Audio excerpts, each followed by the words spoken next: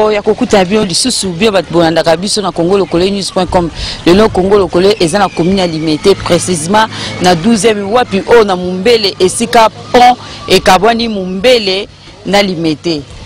toyoka ba mama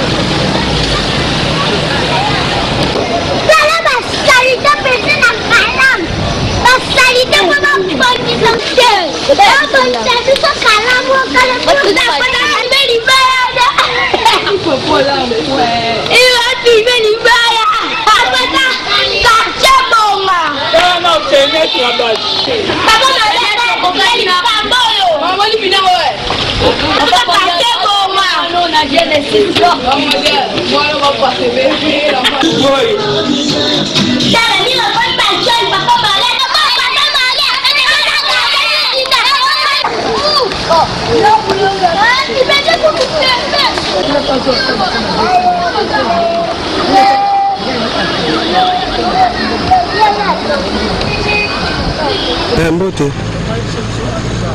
tozali na pont oyo ekaboli 12e rue limité na Mumbele. Et ça déjà 2 ans, 2 ans et demi déjà que mais biso toza esika toza comment on a passé vraiment tala ba ça a été tondi awa mingi vraiment donc moi était biso batuna natie bongaka toza propre mais ba salité o tondi a soko tali a et peut même na somo yango wana so bambule beti mai wana zo mata et comme kokota na banda ko tia ça a été makasi nde tozo senga vraiment le gouvernement pe na ba kondi ya commune alimité basunga vraiment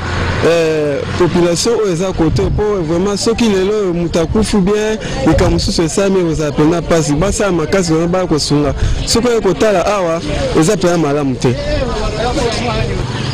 papa tala kaka pont oje pont oto lembi biso batofandi koto eza somo mwana elanga topema kiambule bandi boye tongi tokima na bana na bandaku ekolimwa nde mbalo ekolimwa gouvernement yokela biso mawa toleli tolembi tosengi intervention tozomona mutu te o ata awa na epa ya nali bourgmestre na biso eloko te toke tolembi biloko nyonso ebebi ba télévision dinda na mai lelo totalaka su TV te po ani ba télévision nyonso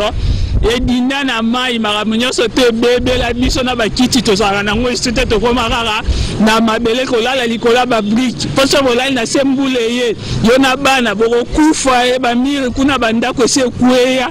tokoma kolala kaka boye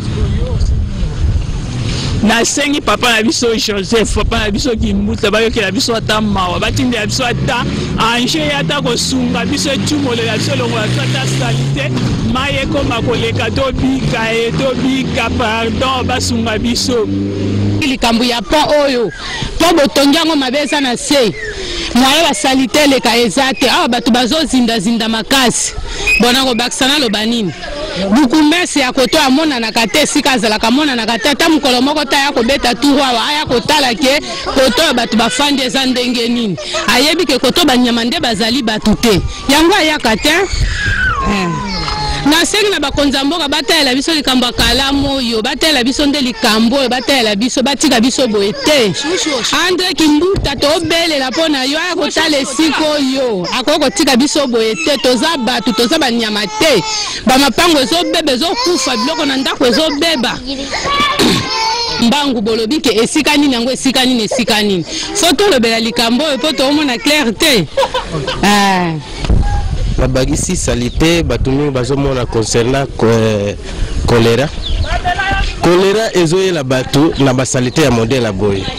bato bazokamba ba malade ezowuta mingi bazokanisaka na bamanzaka soit na bawapi bisika bazosoko maboko même basalite ya boye pe ezali na kati ya kobebisa bato pe basante ya bato l'état aza na kati ya komona yango on dirait que l'état azokipe peuple congolais te peuple congolais baza na kati ya ko souffrir mais kasi baza ko mona te on dirait bazo compter d'intérêt public yo ya bango ba député ba ko voter bango après député tango azuka poste na ki député esili bo tika ko mona pe sur na côté bo voter qui était alors ce que finalement ce qu'on a biso na ba konjango to ba na voter pas ko diba ko distraire biso na ba tricot na ba polo soit na lamba soit na ba nini eza nango kitoko te alors ya wana esengi to eloko to senga na leta kaka akoka ko kanisa ndenge nini oyo akoki kotala biso bato tozo zoate bango bato baza kozwa wana bakanisa pe biso bato to souffrir tala eta ya mai ndenge eza nango kitoko te na soki wana on a bakisake eza leta na biso aza wa mezi na ba mususu kutu eza tina te donne mambo wa moto ya mama tete me mama ko kolere robo mabiso ba terrasser yango ba ko zoate banda ba yana o soit disant que on chemo boya samsala chilolo et mona te bazi colérant et banda partan ba o tout o provoquer be colérate mais l'état a mesé blot agama za o toni mortel allez la colère côtier déjà tina mutu to na limiter à to mona on limiter on doit limiter kama mokanga ba wewa bo moni moto po o semba ba moto mo wazo semba ba tracteur bo bon samsala ezanga ni to ndo voter no pour la polo ah salito biso lo botami to konta salito kara mukolo netinga j'ai fait 6 ans bon to botami salito ezali bon to kuti yango ba mama biso ba koli ba moni salito si to tomo ki matina banda solo le ki donc ko kate père po kutu nanu bega ba sa ba sango likolo ba sa pona se na chona bonga mayo so salito beti sombu le beti dans salito zo beta zo vanda wana ba se so ne pas mo pono quand on soma ba moto pour ba moto la police là na ba weyo mbongo ba soma ba tracteur ba cha awa to voter ba moto pour na polo pour na pour ba ça la biloba na bugu mes na biso amona la raté bugu mes ça limité ou te ba raté amona limité moi na bumu ba côté la biso so ya ba te so azamwa kimbaseke so wa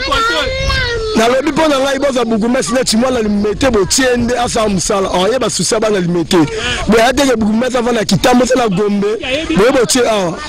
aye ba te wa to dinda makasi kona de ba bote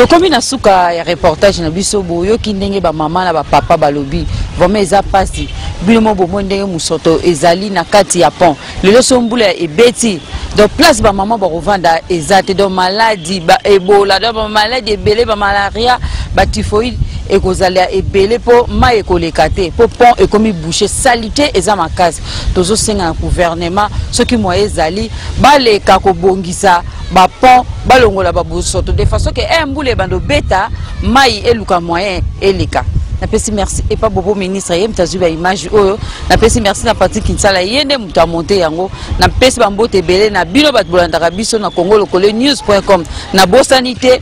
Claudia Kovana escoza na Belgique na pesi yo bambo trato oxini kutusonga na pesi yo mbote belé tokutani na mambalasima na reportage mususu merci.